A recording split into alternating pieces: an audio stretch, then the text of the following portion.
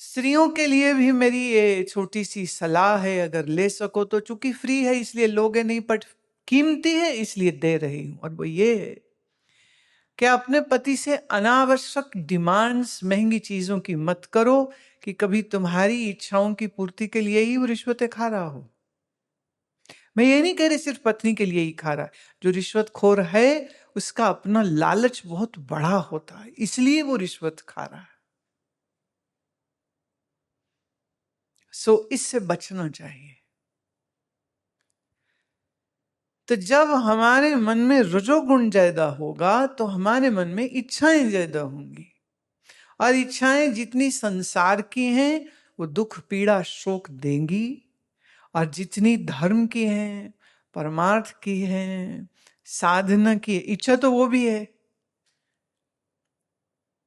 लेकिन ये वो इच्छाएं हैं जो तुम्हारे चित्त को विश्राम देती है, मन को शांति देती है, मन में एक बड़ा गहरा संतोष लाती हैं कि आज जिंदगी में जो अच्छा दिन हमारा गुजरा है, हमने कुछ अच्छा इस जीवन में आज कर लिया।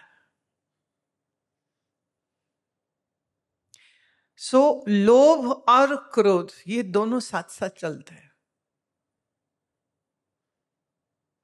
I can say very conclusively that those who are angry are actually very greedy, or those who are very greedy will end up being a very angry person. And these two activities will happen in a mind which is already has rajoguna, too much agitation in the mind, dissatisfied, discontented. So they will have these desires. Let's say आपने एक रसगुल्ला खाया, आपको मजा आया, खिलाने वाले ने कहा जी एक और खाओ, स्वाद है, खाओ खाओ। आप दूसरे भी खा गए, उनने एक और डाल दिया, तुम वो ना ना ना ना अभी नहीं, अरे खाओ ना, इतना बढ़िया। उसने चार तुमसे, मैंने इस वजह से खा लो खा लो खा लो, हो सकता है आप तीसरा भी खा जाओ, और मान लो वो 3 और डाल दे, फिर और मान लो तुम 6 खा गए और वो 4 और डाल दे, फिर तुम कहो कि मारोगे क्या हमको? वो कहेगा हाँ, रसगुल्ले खिला के ही मारूंगा, और खाना पड़ेगा। तो अधिक खाने से क्या रसगुल्ले से मिल रहा सुख अधिक हो जाएगा? तो 10 खाए तो 20 खाएंगे तो और बढ़ जाएगा क्या? कि 20 खाएंगे तो बदहजमी, बेचैनी और उल्टी तक हो सकती। लोभ से अगर हम सोचते हैं कि वस्तुओं को प्राप्त करके हम बहुत ज्यादा सुखी हो सकते हैं, भूल, बहुत बड़ी भूल। तो भगवान कहते हैं कि ये जो कामनाएं हैं और ये जो क्रोध है, ये महाशनो, महाशनो मतलब खाना, अश्नन। जब हम कुछ खाते हैं तो पेट भर जाता है, पर कहते ये लोभ और क्रोध ऐसे हैं कि इनको तुम जितना मर्जी सामान दे दो, ये अतृप्त रहते हैं।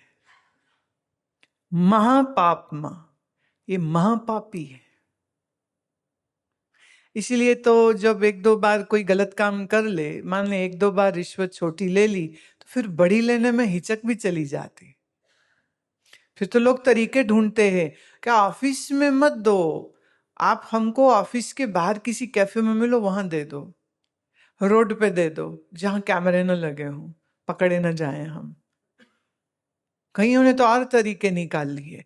वो अपने किसी प्रिय का, रिश्तेदार का बैंक अकाउंट नंबर दे देते हैं जो किसी दूसरे शहर में, तो वहां आप पैसा भेज दो, वहां पैसा आ गया, हम आपका यहाँ काम कर देंगे। आप देखिए, मनी ट्रेल ऐसी जबरदस्त बनाते हैं कि कौन ढूंढेगा उसको। विदेश में बैठे रिश्तेदार के यहां पैसा भिजवा दो, यहां तो कुछ हुआ ही नहीं है। तो रिश्वत खाने वाला आदमी नए नए तरीके ढूंढ लेता है, और वो कितने बड़े अज्ञान में है, वो पैसा नहीं, वो पाप बटोर रहा है। आप सोचिए, मतलब क्या अजीब सी घटनाएं घटती हैं कभी कभी। एक सज्जन बता रहे थे कि उनके बिल्डिंग की जो लिफ्ट है उससे वो नीचे आए, बाहर आ गए, उनके कुछ और मित्र थे जो अभी अंदर थे, और अचानक से लिफ्ट में मेल फंक्शन हो गया और लिफ्ट ऊपर की ओर बहुत स्पीड से जाने लग गई और ऊपर जाकर के टकराई और चैन उसका जो था वो टूटा और फिर उतने ही जोर से वो आके नीचे गिरी। अंदर जो 5-6 लोग थे सबकी मृत्यु हुई और ये अकेले हैं जो बाहर निकले। कहते मुझे ये नहीं समझ लग रहा मेरे जीवन का कौन सा पुण्य था जिसने मुझे बाहर कर दिया, और मेरे देखते देखते लिफ्ट एक बार तेजी से ऊपर गई और फिर क्रैश हो गई, और क्रैश होने की वजह से चोटें लग गईं और उन लोगों की, कई लोगों की मृत्यु हो गई, कई लोग बहुत ज्यादा घायल हो गए। वो कहते मैं अकेला बाहर आ गया। अब कहते बड़ी फ्रीक स्टोरी है ये मेरी, मैं भी वही था, सेम टाइम, 1 सेकंड का सिर्फ फर्क पड़ा। ये बाहर आया, डोर बंद हो गया और फिर आवाज आती है, और जब तक वो लोग आए कंपनी के, उन्होंने खोला, बॉडीज को बाहर निकाला, तो पता चला कि ऐसी दुर्घटना हो चुकी है। ऐसी किसी स्थिति पे जब कोई गुजरता है तो वो जरूर सोचता है कौन सा पुण्य था जिसने जीवन अभी शेष रखा था कि हम बाहर आ गए। मृत्यु के लिए किसी पाप के होने या ना होने की आवश्यकता नहीं है, लेकिन वो जो भय आया होगा उन लोगों को, उस भय से जो तकलीफ हुई होगी। प्राण तो निकल गए तो निकल ही गए, लेकिन प्राण निकलने से पहले ये जो कुछ भी हुआ उससे कितनी त्रास, कितना कष्ट, कितनी तकलीफ। आप कहोगे क्यों? इसी को तो हम कर्म का सिद्धांत कहते हैं। Nobody can run away from the fruits of one's own कर्म। It is going to be with you, like your own body shadow. Your shadow won't leave you. Wherever the body is, the shadow would be formed. So the fruits of our own karma never leave us. Never, never, ever leave us. Because they are sitting in our own subconscious. हमारे कर्म और कर्म का फल इस मन से ही तो भुगतता है, और बैठे कहाँ है? हमारे ही चित्त में तो बैठे हैं। चित्त की भूमि पर कर्मों के बीज पड़े हुए, जिसका मौसम आता है वो तुरंत, जैसे सोचो जादू की तरह, ये बीज डाला और ये पेड़ भी बन गया और ये फल भी आ गया। कर्म ऐसे, जब उसका समय आता है फल देने का, तो बिल्कुल माया की तरह सुपर स्पीड में ये बीज से फल बन जाता है।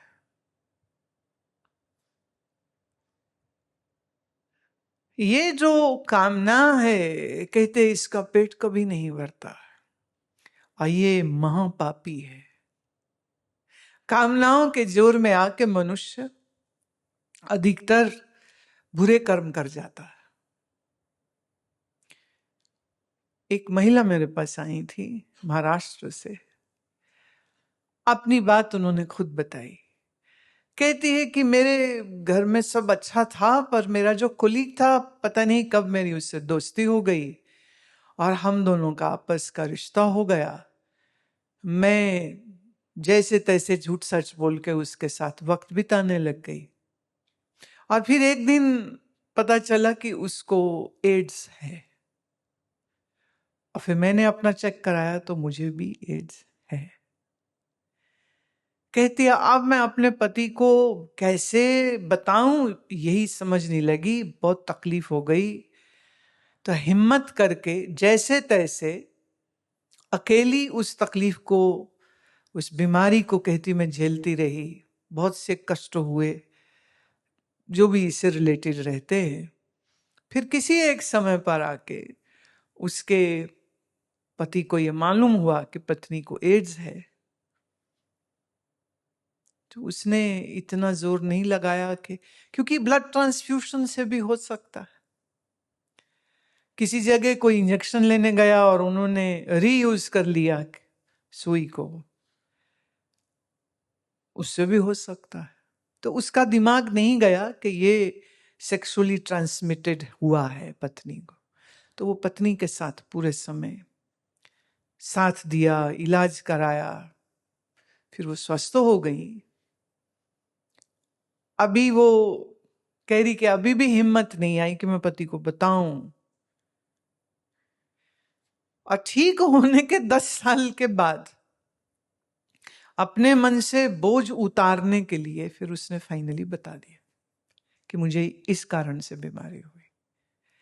तो अब तुम मुझे छोड़ना चाहो तो छोड़ सकते हो, और अगर माफ कर सको तो माफ कर देना। कहती बताना इसलिए पड़ा क्योंकि मुझे रात नींद नहीं आती थी। मैं इतनी बेचैन, एंजाइटी की दवाइयां खा रही हूं, नींद की गोलियां खा रही हूं।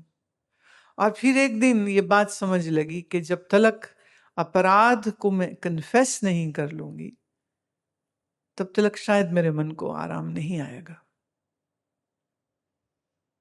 पति बहुत सुलझे हुए थे, पत्नी को माफ भी किया और कहा ये भूल हो सकता, मुझसे भी हो सकती थी, तुझसे हो गई, कोई बात नहीं, हम साथ रहेंगे। अभी भी वो दोनों साथ है, बहुत अच्छा रिश्ता है उनका, बहुत समझदार इस समय दोनों व्यक्ति, दोनों अच्छी साधना करते हैं।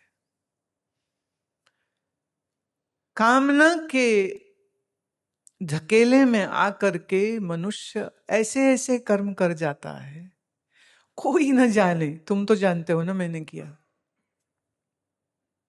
तो अपने से कैसे छुपाएगा?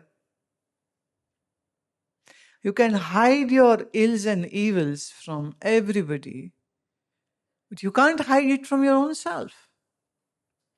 So your subconscious mind, in a way, punishes you by putting the pressure of guilt, regret, and it takes away the peace of mind, it takes away your good sleep, it takes away your senility also. क्रोध और कामना महापापी, महाशनो। माने तुम अगर ये सोचो कि हमने एक बार ये गड़बड़ कर लिया है, अब दोबारा कभी नहीं करेंगे, लेकिन ये मन ऐसा पापी है, वो जो उसको सुख मिला था जिस भी कर्म से, वो उसको बार बार कराएगा। जैसे आप अग्नि में अगर घी डालोगे तो अग्नि और भड़केगी कि अग्नि शांत हो जाएगी? ऐसे ही हम जब अपने मन की इच्छा को पूरी कर लेते हैं, मन फिर से वही इच्छा अनेक तरीकों से फिर खड़ी कर देता है। इसीलिए भगवान उसको कहते हैं ये महापापी है, और भगवान ये कहते हैं कि जो विद्वान है वो इस क्रोध और कामना को अपना नित्य वैरी जानता है। सबसे बड़ा दुश्मन, शत्रु तुम्हारा कोई बाहर नहीं है, तुम्हारा शत्रु, तुम्हारा दुश्मन तुम्हारे मन के अंदर आया हुआ क्रोध और कामना होती है। अब इस क्रोध और कामना से अपना पीछा छुड़ाने के लिए क्या करें? मैं अभी आते समय थोड़ी देर पहले कबीर जी का कुछ पद सुन रही थी, तो उसमें वो कह रहे हैं कि दूसरे के मरने पे मैं क्या रोऊं, जबकि मुझे ये पता है मैंने भी मर जाना है। इसलिए किसी के मरने की खबर सुन के मुझे रोना नहीं आता, क्योंकि मुझे ये पता है कि मेरा अपना शरीर भी मरने ही वाला है और शरीर मरने वाला है। तो फिर मैं क्या ही रोऊं किसी और के लिए, मैं अपनी फिक्र कर लूं, यही बड़ी बात होगी ना। See this is something very important. We never think about our own death. We never contemplate on the subject of death. We never discuss the death. We hide it like it's never going to happen. But Kabir says one should be very awareful, should discuss, should think, should talk about one's own death and also the death of the loved one. One should contemplate on that.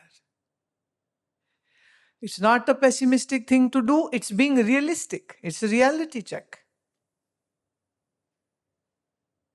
And when you have reality in your hand, then you will live your life more consciously.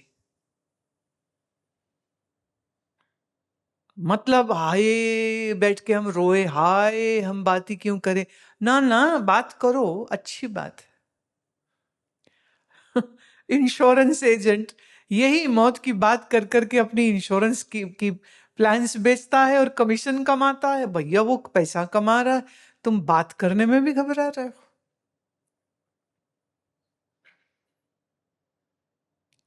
वो इसलिए आवश्यक है कि जब हम मृत्यु पर चिंतन करते हैं तब हमारी जो दुनिया में पकड़ है ना, वो ढीली थोड़ी हो जाती, हमारी प्रायोरिटीज चेंज हो जाएंगी। जो कमाया है यहीं छोड़ जाएंगे, तो फिर कमाई ईमानदारी से करोगे ना, बेईमानी से काहे करोगे? फिर सोच के खर्च करोगे, कितना चाहिए उतना खर्च करोगे, कितना आपको आवश्यक है धन वस्तुएं उतनी इकट्ठी करोगे। खामखा जितनी बार सेल लगे उतनी बार जाके खरीदो बेफालतू का सामान। तुम्हारे घर में आज वापस जाके चेक करना अपनी अलमारियां, अपने स्टोर, वहां इतना सारा सामान मिल जाएगा जिसकी तुम्हें कभी जरूरत नहीं पड़ने वाली, पर तुमने ले लिया क्योंकि सेल में था। अनावश्यक। तो जब हम अनावश्यक सामान खरीदते हैं, क्या हम उस समय पर मृत्यु का चिंतन कर रहे होते हैं इसलिए खरीद लेते हैं, कि नहीं सोचते हैं इसीलिए खरीद लेते हैं? हर दिन कृपा है, हर दिन ईश्वर की कृपा है, हर दिन जब जीवन है उसको बहुत अच्छे से जीना चाहिए। मैं बिल्कुल इस पक्ष में हूं। बहुत अच्छा सुंदर भोजन बनाइए, नामस्मरण करते हुए एकदम बढ़िया वाला भोजन बनाइए और बड़े शांत भाव से जितनी आवश्यकता है उतना खाइए।